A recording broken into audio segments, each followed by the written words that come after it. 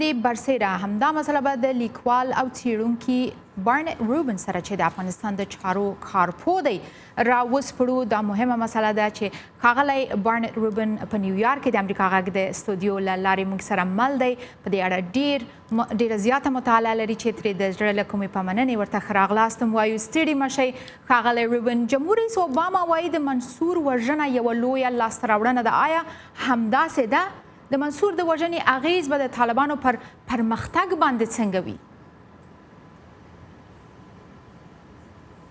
Well, first, I want to thank you for giving me this opportunity to share my thoughts with your Afghan viewers, who can respond to them, if they like, on Twitter, at @brrubin, R-U-B-I-N. And to all the Afghan viewers, Assalamu alaikum. In answer to your question about a milestone, I think, unfortunately, that it is a milestone in one way, but not with respect to the Taliban. The Taliban have shown so far that they're able to replace leaders. If we look at similar actions against other extremist groups, generally speaking, when their leader is killed, they appoint another leader and perhaps they become even more violent. I think the real milestone is carrying out this action in Baluchistan, that is in Pakistan, and by the US military, not by the CIA, which reveals more publicly than before how the Taliban have a refuge inside Pakistan, and it must be very embarrassing for Pakistan. بله، طالبانو خپل نوی مشر هبت الله اخندزاده وټاکه او هغه وویل چې هغه به د سولې په خبرو کې ګډون ونه کړي او کې به نه ني. فکر کوئ چې متحده ایالات به هم هغه په نښه کړي؟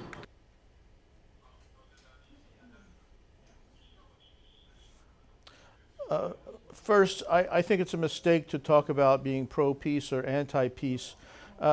Really, nobody is pro-peace, but on both sides there are people who want to see if it's possible to realize their goals without warfare. I'm sure the Taliban have their ideas about how talks should take place. They want to talk to the United States in their office in Qatar. The Afghan government has its ideas about how talks should take place.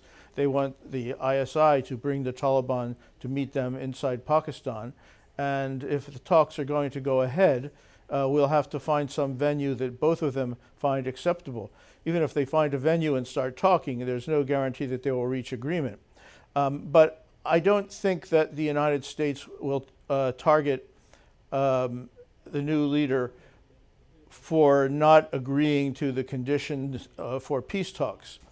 In fact, that was not the reason that Mansour was targeted. The legal basis for which he was targeted, because we have strict rules of engagement, was in self-defense and specifically to protect the U.S. forces on the ground in Afghanistan.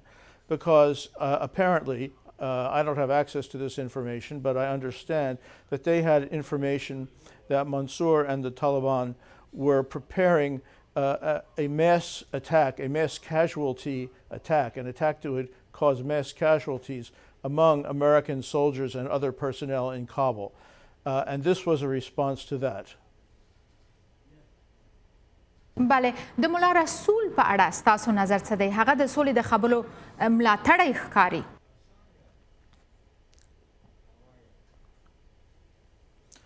Well, I haven't seen Mullah Rasul or his spokesman say anything really in favor of the peace talks, but the impression I have is that Mullah Rasul and his group are really not significant politically or militarily. And anyone who thinks they are is unfortunately has a false impression that the Taliban are fragmented and factionalized. They could become that, but they haven't been, and they still aren't. Now, the spokesman for Mullah Rasul announced today or yesterday that he does not recognize the succession of Maulvi Haibatullah as leader of the Taliban. And we'll have to see if Maulvi Haibatullah will be able to garner support. But he did appoint Yaqub Hotaki, the son of Mullah Omar, as one of his deputies.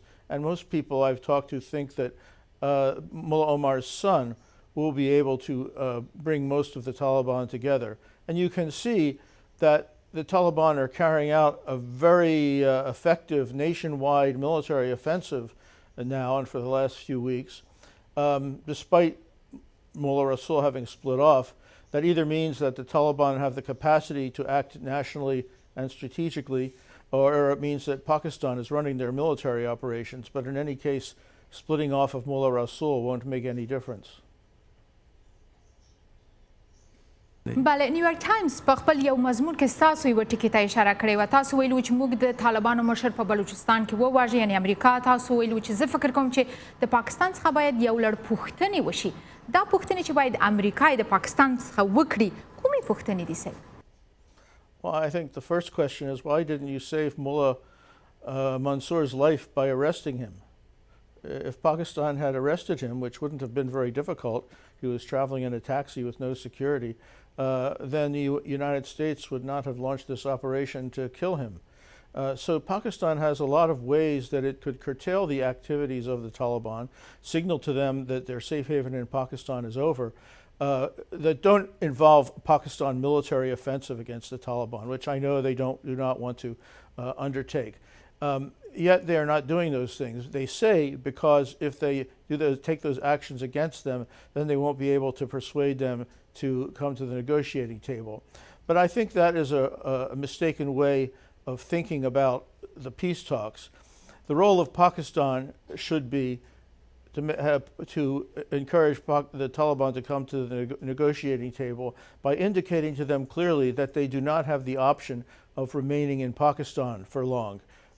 And the Afghan government and the international community should try to bring the Taliban to the table, one, by military actions that show that they cannot win, and two, by negotiating with them for a venue and a format where the Taliban actually agree to come and talk. Because if they are losing on the front lines, which is very difficult, but even more, if they're losing in their rear, that is Pakistan, and know that they won't be able to have a secure political, financial, and logistical base, that will put more pressure on them to negotiate than anything.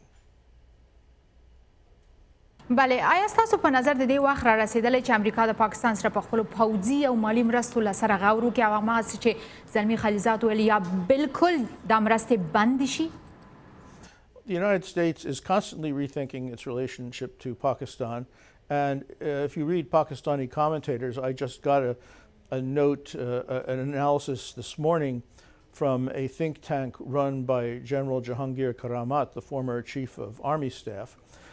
Pakistan now feels that the last few months, the United States is putting much more pressure on them, turning much more toward India with the defense agreements that they have signed, that it's becoming even more encircled, pointing to the agreement signed by Afghanistan, Iran, and India for transit through the port of Chabahar. But I think our experience shows that completely cutting off assistance to Pakistan, as we did for a while in the 1970s, was counterproductive. It destroyed our communication with them, and we have to keep that open so that we can understand and negotiate with them. Eventually, if they're going to stop these very harmful actions, that will have to come about not only because of pressure on them, but also because of assurances that they can do so safely. بله، ډیره زیاته مننه کوو ښاغلی روبین، له تاسو څخه خوشحاله او په خپلو چارو کې بریالي اوسئ. Thank you for the opportunity.